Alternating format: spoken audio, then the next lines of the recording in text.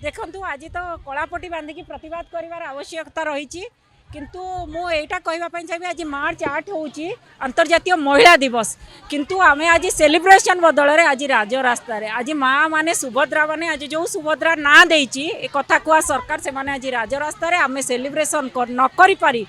आज आम आसीचु सुरक्षा मागुचु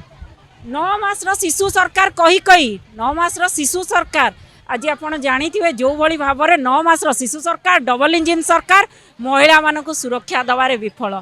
कथारे अनेक सफलता कार्य अनेक विफलता सुभद्रा देले सुरक्षा देले नहीं सुभद्रा नारे ठकी देले सुरक्षा देले नहीं जो सरकार विरोधी थिबा समय छाती फटा चित्कार करुथिला महिला सुरक्षा बेटी बचाओ बेटी पढ़ाओ आज बेटी बचाओ नुहे बेटी को मारी दिया जाउची तेणु आपण माने जानी थे मुझे गोटे डाटा दवाई चाहिए 9 मास भितर